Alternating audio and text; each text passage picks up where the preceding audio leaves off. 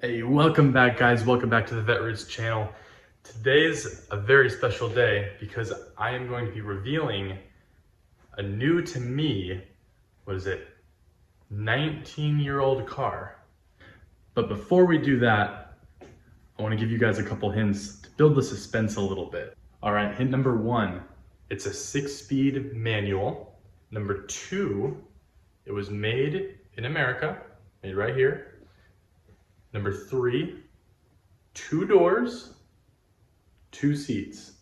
It's got a hatchback design, plenty of cargo space. It also has a V8 under the hood, pushing about 350 horsepower. That might be too much of a hint, but we'll see. And hey, the roof also comes off. All right, but enough with the talking. I know you guys clicked on this video to see the car, so let's get into it. In 3, 2, 1.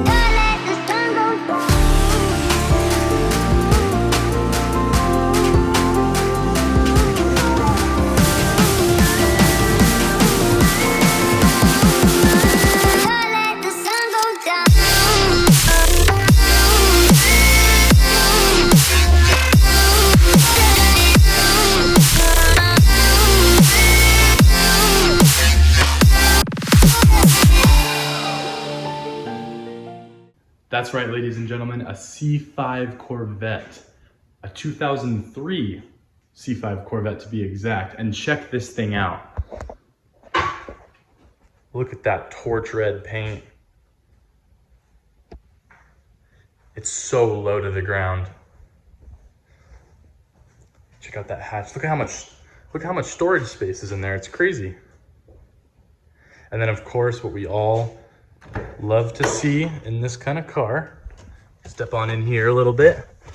That's right, the 6-speed manual gearbox. That's what makes this car the true beast that it is. Now, I bought this car actually a few months ago.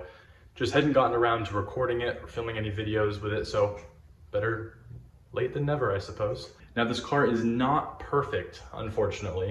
It does have a few flaws. Let's go over some of those flaws real quick. Starting off with the wheels. As you can see, the wheels are kind of pitted here. The chrome is kind of peeling up and it's not looking as good as it did when it was new back in 2003. So the wheels could use some TLC, but what else? Let's see, there's also plenty of rock chips, you know, the classic Corvette maintenance items. You got all these rock chips in the paint and the mirror here, and then of course in the front bumper. So of course, you've got plenty of rock chips up here too, a little paint scuff right there.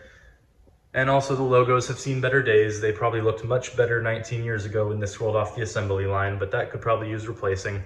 Another common problem this car has that unfortunately, like I said, is very common on C5s is I think it's called the oil pressure sender or sensor, something like that. It sits behind the intake manifold back there. It's just a little sensor. It's not that hard to replace. I think what people struggle with is getting to it because it actually sits behind the intake manifold, kind of behind the block there. So it might be a little bit of a process to replace that, but I already got the part. It's $20, not a big deal. And that will solve the pegged oil gauge. So of course, when you turn the car on, oil gauge goes all the way to the top. So that should be fixed with just replacing that sensor. Now, of course, the best part with the Corvette is the LS1 motor that this Corvette has under the hood. Let's pop the hood and take a look. Pop it right here, pull the latch. And one of the cool things about this Corvette is that the hood actually opens like a clamshell. Many of you probably knew that, but some of you didn't. Some of you don't, so there you go. And check that out. 5.7 liter V8, LS1. It's got that K&N cold air intake. Actually, now would be a good time to talk about the mods this car has. It actually has 2 main mods. One being the Corsa axle back exhaust that I already posted a video on. And then also the K&N cold air intake, which I'll show you right here. Check that out. It's a little bit dirty, of course, but it does have that K&N cold air intake as well. And of course, this whole engine bay, I'm gonna go through and clean it. I already went through and cleaned the interior right when I got the car. I've just been putting this off because I wanna make a video about it.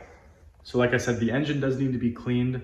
The interior did need a good cleaning when I got the car, but I actually already went ahead and did that, so that's taken care of. Additionally, I did install seats in the car, aftermarket seats, before I started a YouTube channel, so unfortunately there's no footage of that. But maybe someday we'll go through and revisit what the process was in case any of you are interested. It was actually pretty easy, and we did it in probably 2 or 3 hours, if that. But take a look at this interior, guys. Check out those seats. These are the classic Amazon racing seats, the universal racing seats that a lot of C5 owners will put in their car. And then of course the carpet is freshly vacuumed and carpet cleaned super thoroughly. So it's looking great in here. And check out that gauge cluster, guys.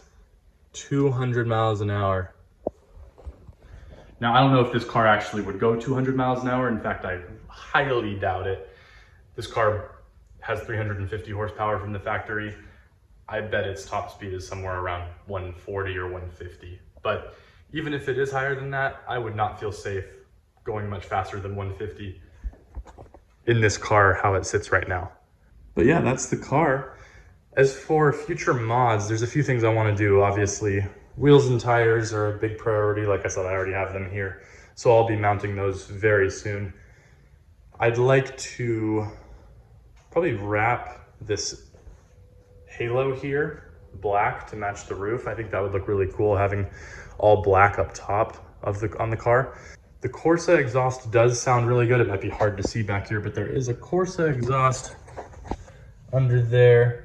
And it sounds really good, but I will say it does sound a little bit too restricted, even at high revs.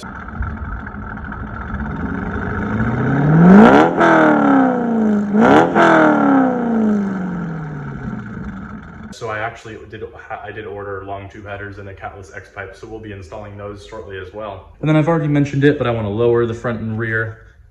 They actually have stock lowering bolts you can lower them on, but I went ahead and just ordered new lowering bolts that will let me get it to sit even lower than with the factory bolts. I think at least for now, I'm not going to do many more power mods than just the headers and the X pipe. Somewhere later on down the line, I might go ahead and do a cam or a pro charger, but that's way off in the future. That's nowhere near right now. But we'll cross that bridge when it comes. Mostly what I want to do is cosmetic things, tail lights, headlights, tint, wrapping the halo on the top of the car. But yeah, we'll see where this project goes. I'm really excited to get to work on it and start making this car my own, because as it sits, it's pretty stock, and it is a cool car, don't get me wrong, but I definitely want to make it my own C5, not just like your standard one you see out driving around. All right, guys, I think that's gonna do it for today's video. Thanks for sticking around, and I guess all I can say is this is where the journey begins. We'll see where it goes.